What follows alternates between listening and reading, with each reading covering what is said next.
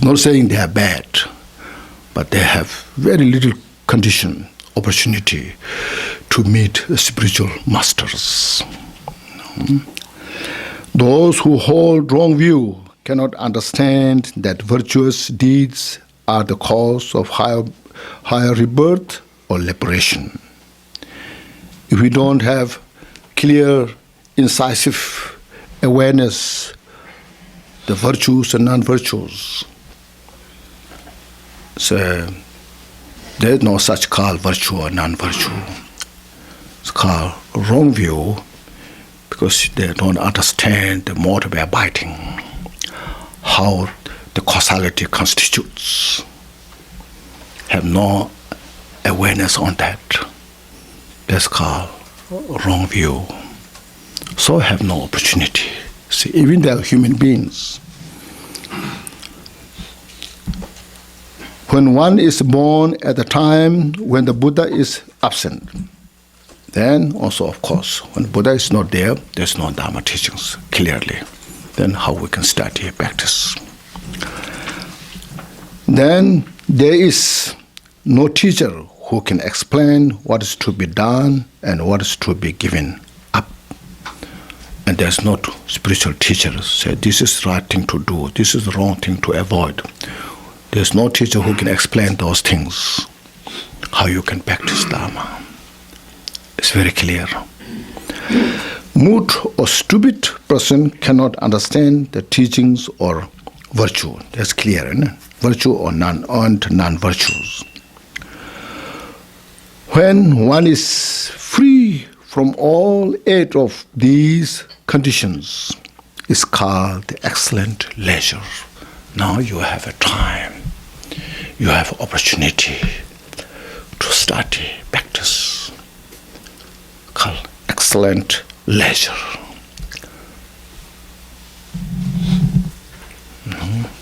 So that's how it explains. Now, second, endowment. The 10 endowments are divided into two groups. The 5 qualities one must achieve personally, one should have. And the other 5 that come from outside circumstances. The 5 to achieve personally are, should have, says, being human. So you have to be yourself as a human being. 1. Being born in a central country means where there's Dharma teachings, where there's teachers. 2. And having all the senses, your eyes, ears, nose, tongues, to express all the senses. 3. Not reverting to evil deeds means like having committed any of the 5 heinous crime or negative actions. And then last one, having devotion for the teachings. Now one should have the devotion to the teaching. When one has these 5 qualities, one has the endowment, the 5 endowments from within oneself. Now your explanations. What does being human mean? To be the same as the human beings, one should have the organ of the male or female. One should be male or female. Both are eligible to practice Dharma.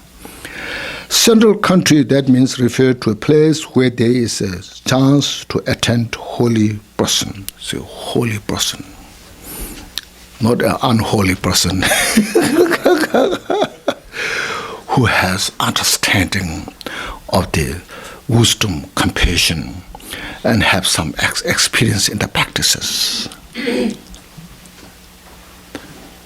Because of Dharma is holy, if we practice Dharma, we can become holy.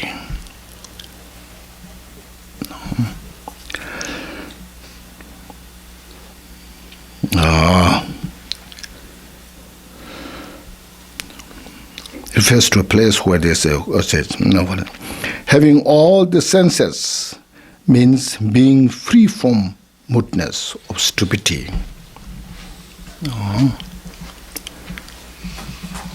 who has freely to communication, because Dharma is such a profound. When you go higher and higher, like as Mahamudra type teachings, you have to have such a subtle meditative state, and there is subtle communication.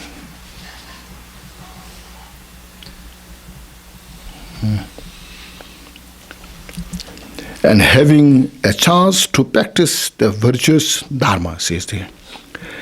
Having devotion for the teachings means having faith that the Vinaya taught by the Buddha is the basis for the Dharma practice. In some texts it's mentioned having faith to Buddha, Dharma, Sangha. And here it said Vinaya is so precious. Moral conduct is the foundation for our Dharma practice. And the teacher who keeps the moral conduct is precious. The teacher who doesn't keep the moral conduct, if you read in the Complete Guide to Buddhist Path, it's mentioned unclean. It's like a rotten.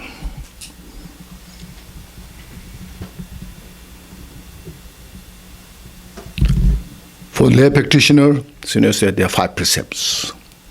And then there are novice ordination, full ordination. It's not enough to take the precepts, but it should be kept, those precepts. If you don't keep those precepts, just taking precepts is nothing. It's nothing amazing. There are some people, they take all the precepts. After a few years, then derail from the path. So what's good for that?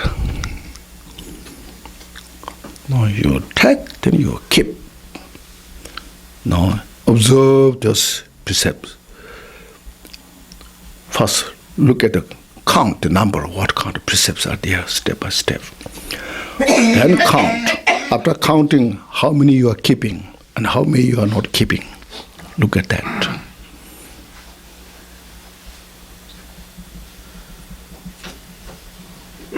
This is not just to get the title. This is a way to practice Dharma, how to free our mind from the delusion. No? That makes a better person, better human being. You can say a prudent human being. Is that right? Prudent? Did you say prudent? A prudent human being. Prudent. Yeah. You are getting? See.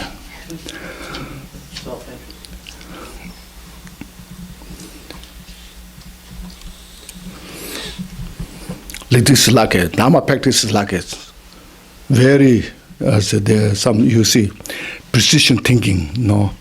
Dharma practice is like a wise business people. you know how to invest, and then how to gain, achieve from that investment.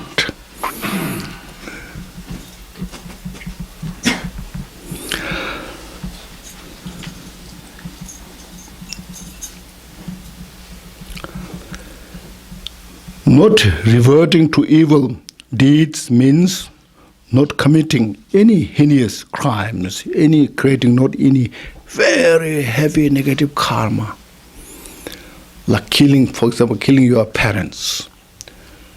Now, everybody in the world, they respect their parents. That should be, regardless of different religion, culture. Naturally, there's a strong bond, connection. It's under such a kind of condition, with such a strong hatred, if you take your lives to the parents, how that could be, That's called heinous crime. crime, heavy negative karma. It's natural. It's not Buddhist belief. Because look at the consequences of that action. So that prevents to achieve nirvana in one lifetime. That's what is because of that. Crimes in this life, you see. Now these are the 5 qualities that we should have individually for oneself. Now the 5 conditions that we should have from others is here. 5 qualities that come from outside circumstances are: a Buddha has appeared in this world. We should be born where the Buddha appeared in this planet, on this planet. And then that much is not enough. A Buddha taught the precious Dharma. Buddha must have taught Dharma teachings. Sometimes Buddha comes without teaching and disappears. In such case, doesn't help. So Buddha must talk the Dharma teachings. The Dharma that was taught continues. The Buddha taught, Dharma should be continued. If we say, over 100 years, there was such Dharma was exists, but now it's not exists. If that happens, it doesn't help us. So Dharma should continue.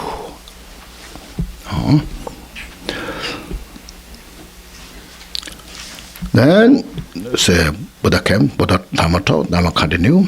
There are followers of the Dharma which continues. Then followers of the Dharma, good teacher who explains, who gives you teachings, and Sangha communities. And then last one, there is a love and kind support from others. Then there's support from others to study, practice Dharma teachings. So these 5 conditions that we should get from outside. So this total makes the 10 endowments, 10 conditions, you see. Thus, when one has all 10 qualities, 5 from oneself and 5 from outside, they are called the excellent endowments. All the conditions now you have to study, practice Dharma. When these 2 leisure and endowments, those 2, are present, it's called a precious human life. Now see why it's called precious human life. It's explained so wisely, clearly, precisely, with a few sentences. So why is it called precious? So, see now, it's equal to a precious jewel that grants wishes. Just to get idea, understanding. Jewel, or nowadays if you cherish so much, your computer, or if you cherish so much, your smartphone,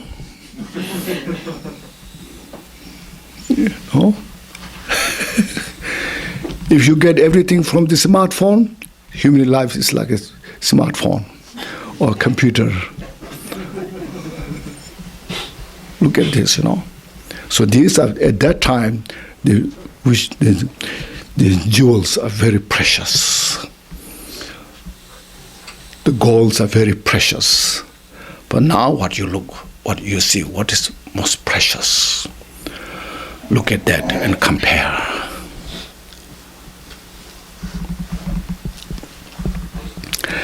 Now he says, the wishes. It is precious because it's difficult to obtain. Maybe the computer or the smartphones are not so difficult to obtain. So look at now, so something which is very difficult to find. B is precious because it is of great benefit. It brings such a great benefit. Those 2. Next is precious. It's rare, precious. difficult to obtain, Bodhisattva Basket says, says, it is rare to be human. Generally, if you compare to the animals realm, human beings are much more less. Human beings, no matter how much, still you can count. We are called 7 billions, isn't it? Roughly. We cannot count how many ants are there in the world, no? So is compared to that, is human beings more rare. On above that, it is rare to keep the human life. It's very difficult to keep the human life. Some die very young, no? And it's rare to find the holy Dharma teachings with the human life. Then the pure Dharma, the precious Dharma, it's difficult to find. It's also rare for Buddha to appear on this planet. Up until now, 2,600 years passed, came only one Buddha, historically. It's so rare. The teachings taught and alive. The White Lotus of Great Compassion Sutra says, it's difficult to find human birth. It is hard to achieve the excellent freedom. It is also rare for a Buddha to appear on this earth. It's difficult also to find devoted interest in the Dharma. It's difficult also to have perfect aspiration. Here, perfect aspiration means your aspiration to free from samsara and to achieve complete enlightenment. It's very rare. We have some devotions, interest, very temporary. It's mentioned like this, a capricious mind. Mind just comes and goes.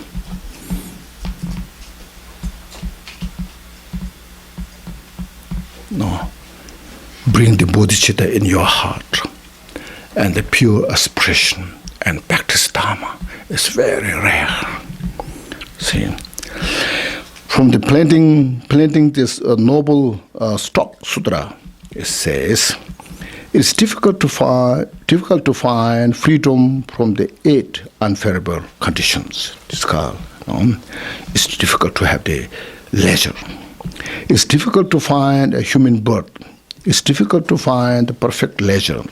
It's difficult also to find the appearance of a Buddha.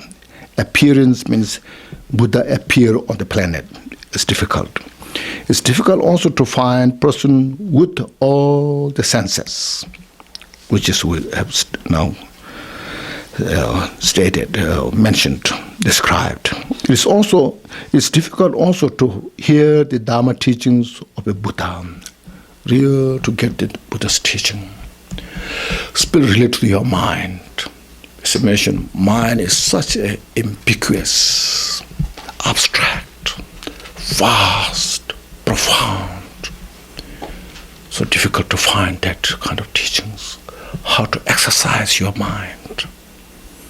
We always focus outside. How to correct the outside. How to fix the outside. We are not taught how to look inside and develop. So,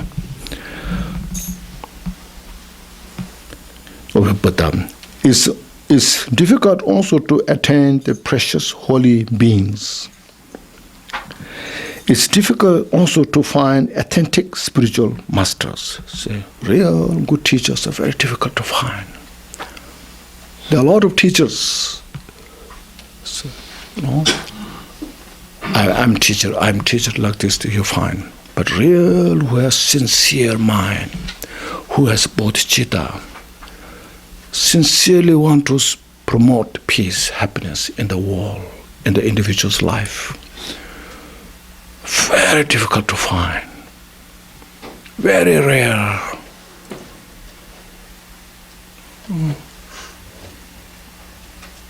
Who is fully dedicated the participant mind for Dharma is very rare. It is difficult also to fully practice that which is taught in the perfect teachings. We also, practitioners, we also don't practice according to the Dharma teaching itself. So I'm interested that we just go to some other our emotional interest and follow that. Doesn't have incisive, empirical wisdom to choose the right.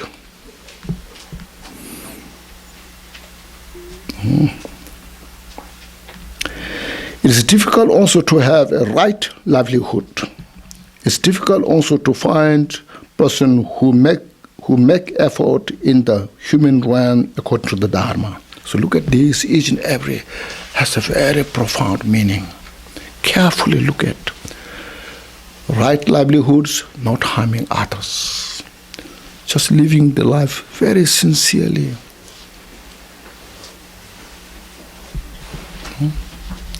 So look at this and how Dharma has such a wisdom without harming. This was called non-violence, peace. So look at each and every sentence, how to create a peace within the mind. Sometimes you find difficult. It's maybe difficult, but look at the reality nature, what it makes sense. Hence, engaging in the conduct of Bodhisattvas says, leisure and endowments are very hard to find. So, and then, what kind of example can there be of how difficult it is to find a precious human life? So, what kind of being has difficult to finding one? Why is it difficult to find? So there are three questions asked. Now look at this, each answer. Give you such a precise, clear picture. No? So this is the first very important to look. Why it makes precious human life. No? So, and first example, an example is mentioned in engaging in the conduct of Bodhisattva, Bodhicharya Avatara. That's it. For these very reason, Buddha has said that hard as it is for a turtle to insert its neck into a yoke, adrift upon the vast ocean, wandering in the ocean, back and forth, east to the west. It is extremely hard to attain the human state. This example is that, you see. So this was explained by the Buddha in the sutras. Now Kampupa bringing this Buddha's teaching here. So Buddha said, suppose that this whole earth were an ocean. Just example, supposed to be ocean. And a person threw in a yoke in that ocean that had only one hole. The yoke has only one hole in the center. The yoke would float back and forth in all four directions, east to the west, north to the south, due to the wind blows.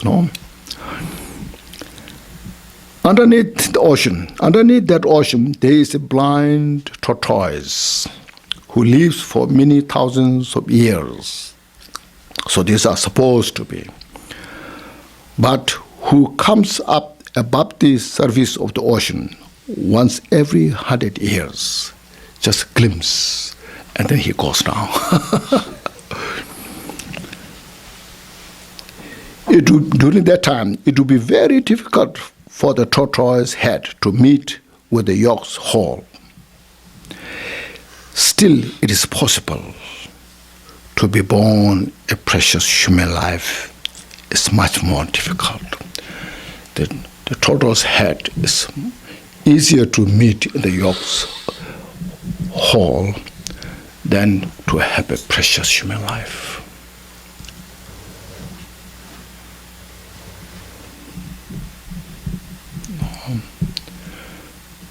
And look at the Buddhist history. There are so many great teachers came who are emanation of such.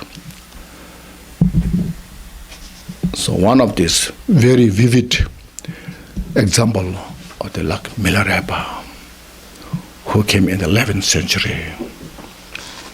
No? And when they asked, his disciple asked, what kind of reincarnation you are, from Vajradhara or great Bodhisattvas? Milarepa said, no, I'm none of those reincarnation. I may be born from the lower realms. So that, like say, the history is just one, in this whole period of time, that we have one great teacher who study, practice Dharma sincerely, achieve enlightenment. So you look at the very few who attain enlightenment. Most great teachers, he said, this rebirth of such great, Bodhisattva, Buddha like this. So that's why I say we who have this opportunity rejoice, feel happy.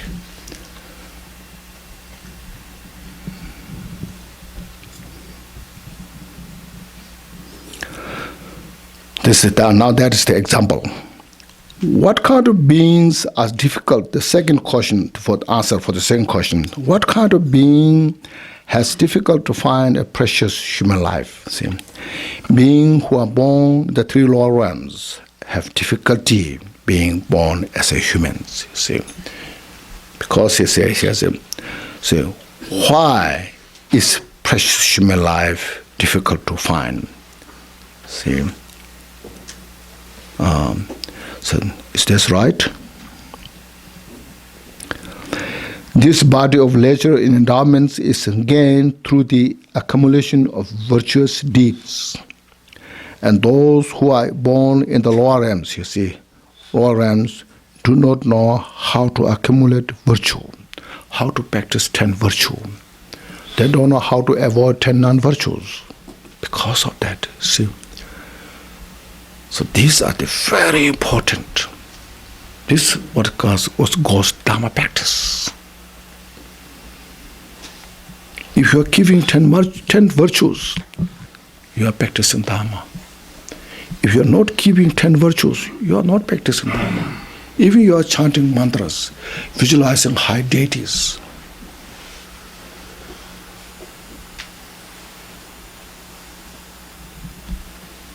See, that's why I say the lower realms, they don't know how to practice, avoid the 10 non-virtues and keep the 10 virtues. That's why they are difficult to be born again as a human, special precious human life.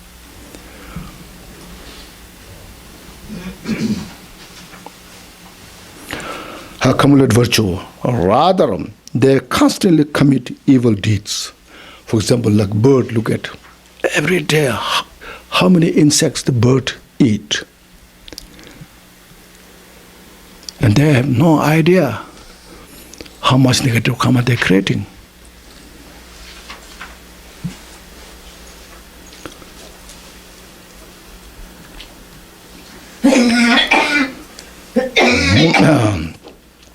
Therefore, only those born in the three lower realms with a very small amount of negative karma, and whose karma could ripen another lifetime, not next lifetime, another lifetime, are the ones who have an opportunity to be born in the human life. So look at this. So now you can see how precious human life is, how difficult to obtain it.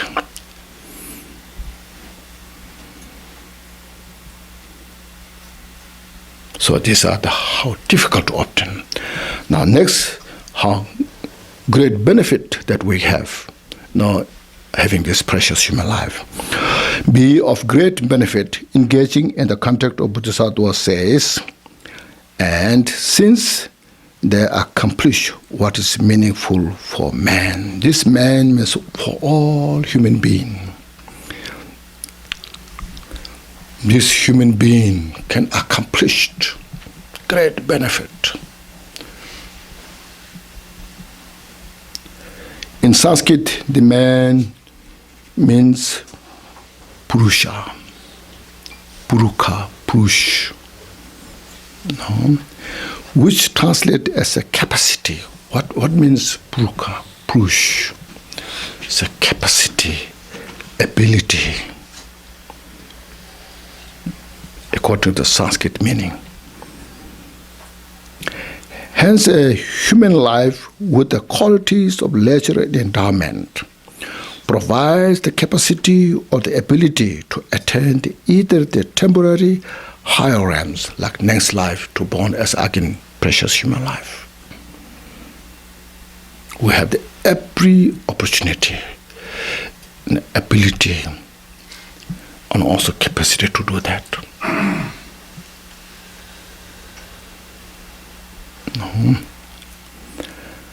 And also say higher realms or definite goodness means to free from samsara. Definite good is always good. When you are free from samsara, it's definite you are in a good place. In the samsara, no matter how you achieve higher, it's not definite. You may go down anytime. So definite goodness. Therefore, it is called Purusha. The meaning of the Purusha, Purush. Furthermore, there are three different types of ability. Now, if you go through details about the ability, capacity, there are three different types. Inferior, mediocre, and superior. As it says in the Lamp for the Path to Enlightenment, Atisha's special text. So one should understand that there are three different types of person: inferior, mediocre, and superior. And inferior, what does it say? Inferior person has the ability to attain the human or God realm without falling into lower realms next life. So this life, we have every opportunity to gain again precious human life, or to be born in the God realm. No, not to be born in the lower realms.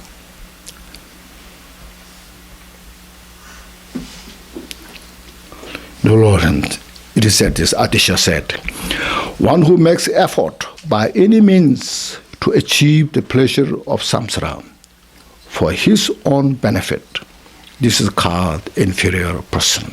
So this still is inferior,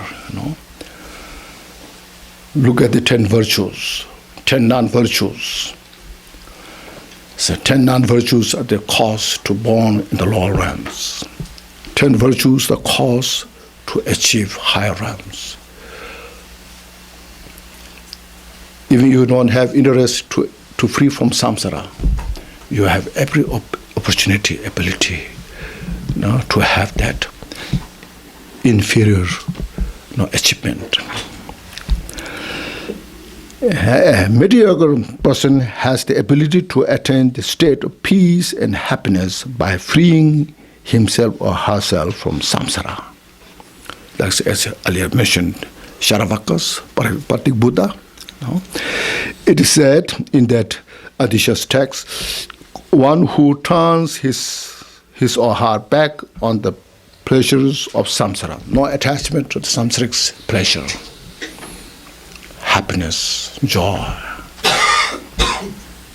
no, because they are so temporary, transitory nature. So turn from that. And then abstain from the non-virtuous deeds. Have a pure motivation to achieve self-liberation and free from the 10 non-virtues. Practice the 10 virtues. Or the absorption, meditation. But who is interested only in his or her own peace. This is called the mediocre person. A superior person has the ability to attain Buddhahood for the benefit of all sentient beings. No? Mahayana practitioner. No? Bodhisattva's path. It is said in the Adisha's text, by seeing the suffering within one's own mind stream, now look at all suffering of the sentient beings and look at to yourself. How much I want to free from this all suffering. Every sentient being has the same desire. And then expand the thought. Extend your attitude to all sentient beings. See? And one yearns to completely exhaust the suffering of others, you see. Not just your own, but others as well. This is called the supreme person, a great person, subject to respect, subject to take refuge. Such a precious, a source of peace, source of wisdom, source of all the excellent qualities. Furthermore, Acharya Chandra Gomin said, how great are its beneficial effects, this precious human life, how much it has benefit, power, ability. No? So by obtaining this precious human life, see, one can become free from the ocean of rebirth, free from samsara. No, not to reborn into samsara. To give you opportunity by this human precious life. And also sow the seed of supreme enlightenment, means cultivate bodhicitta. You can cultivate bodhicitta in this human life. So such a precious, This very human life has greater qualities than the wish-granting jewel, you see. Wish-fulfilling jewel. Human life has more ability, a power to give us, to fulfill our wishes than the wish-granting jewel. Because wish-granting jewel, no matter how powerful it is, it can give us to fulfill our wishes in the samsara. But the human life can give us opportunity to free from samsara. Says there are some human beings so famous because of the human life. There are some are so rich because of the human life. Animals, they cannot become so famous. They cannot become so rich. Maybe nowadays there are some dogs who's working as a policeman, security. But still, human beings far more. So in the Dharma practice, more than that, to free from samsara. They said the precious human life can give us that. See? So, how could one not gain its fruit. How one can waste this? The path through which human can gain great strength of the mind. So human has because the precious human life, it has such a capacity to expand the maximum of the mind, reveal the total nature of the mind. It's because of the precious human life. No? So that kind of cannot be obtained by gods or nagas. There's some different names. Not by demigods, garudas. These are special different entities, and vidyadharas. This is not vidyadharas, the Vajrayana practitioners. It's kind of like a hungry spirit wall. Kinaras and urakas. So there's in Sanskrit. There's a lot of different names.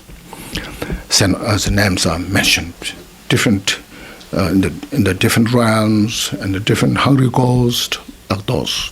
So none of those powerful can achieve that which human life can achieve.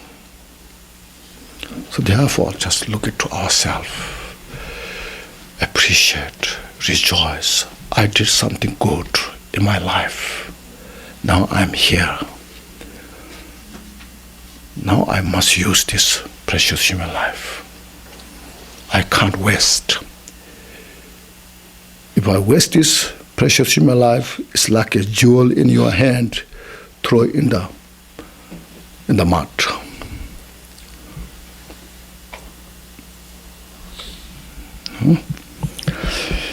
So this human life, which possesses leisure endowments, has the capacity to avoid all the non-virtues and to accomplish all the virtues. It has the ability to cross the ocean of samsara. See, it's the ability to proceed on the path of enlightenment. So it has that kind of great opportunity. No?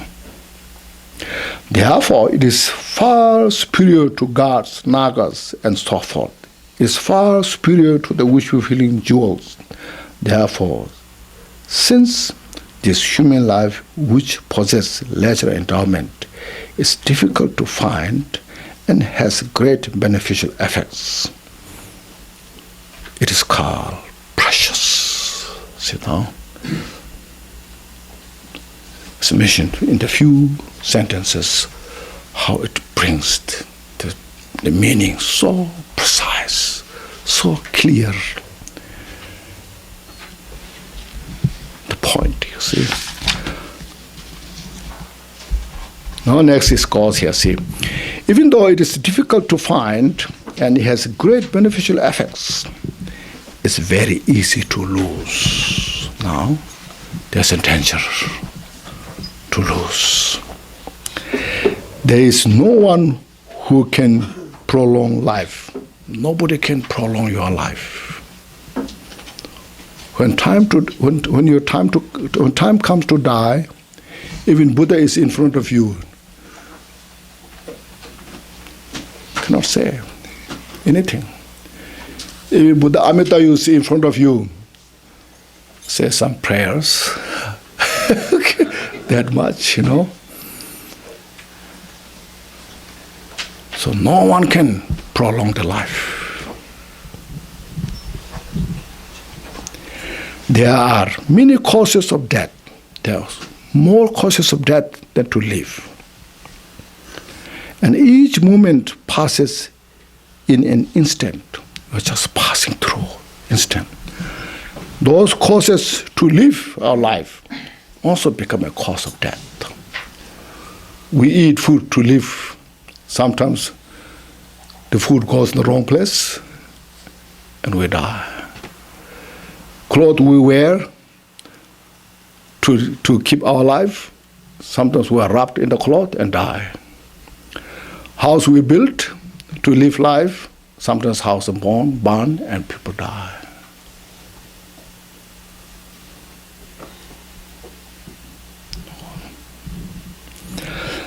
So it passes in an instant. Engaging in the contact of the Bodhisattva says in the Bodhicharyavatara, it is inappropriate to enjoy myself, thinking that today I alone shall not die. No. It is selfish. I enjoy today because I will not die. It is not good reason. It's attachment. No. For inevitably, the time will come when I shall become nothing. Even we live 100 years, still time will come. Even we live 1,000 years, this time will come for nothing.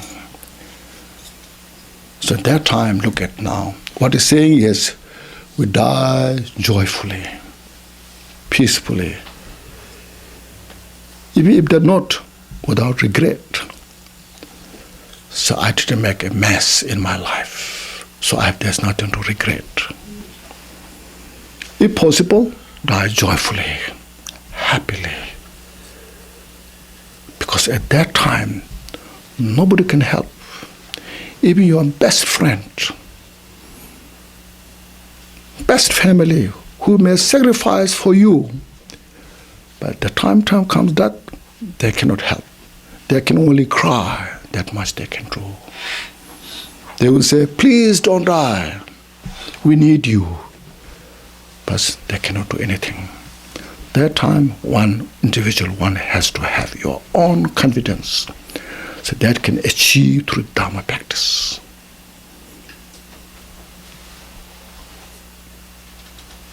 So this shows, it's not just saying bad things, no, but how to prepare.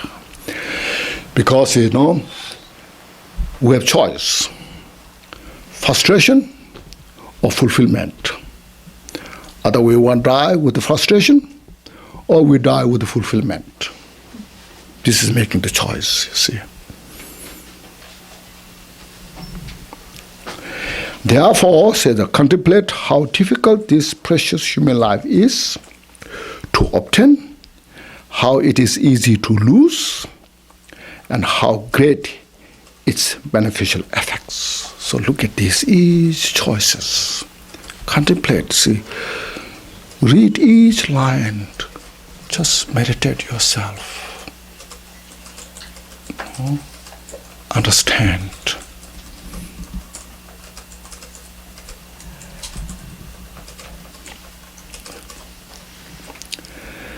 Beneficial effects are, say, think of this body, so because of that now, so how to utilize this precious human life. It's giving such a good example. So think of this body as a boat, and therefore make as much effort as possible to cross the ocean of samsara. If you have a boat or ship, then we use to cross the ocean, isn't it? Or to cross the river, to go to the other side. So in the Bodhicharyavatara mentioned, engaging in the contact of the Bodhisattva's way, says, relying upon the boat of a human body, free yourself from the great river of pain, suffering of samsara. We are taking under the current of the river of the suffering. So cross the river. As it is hard to find this boat again, so this precious human life is hard to gain again. No? This is no time for sleep, you fool. So we have no time to go sleep. It means there's no time to be lazy and attached to the samsara. Samsaric achievement.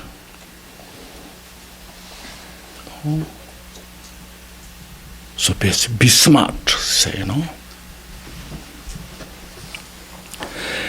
Now another example, think of this body as a horse.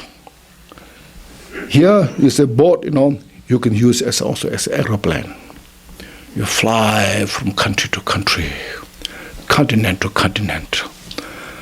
fly from the continued samsara, go beyond other side of the nirvana. Now you have horse. That time there's horse, no cars or train.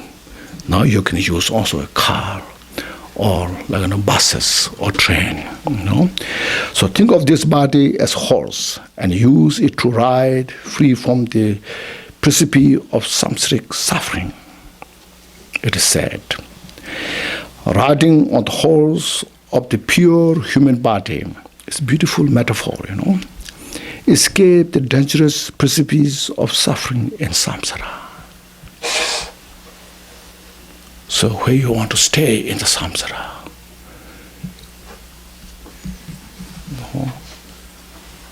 Every side you go, there's no place true peace and happiness.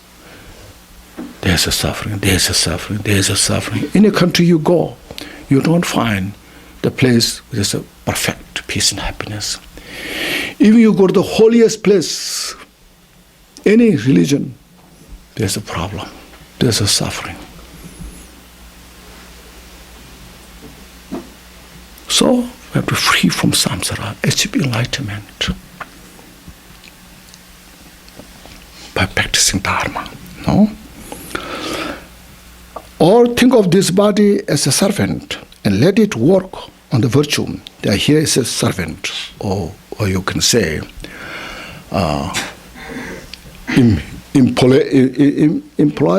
employee. That time, the servant, they give food, and they ask them work. Nowadays, employee, you pay them and ask to work for you, like this, see. So think of this body as a servant and let it work on virtue. See, thus it is said, this body of all humans is a subject to be a servant of virtue. Which means we should utilize this precious human life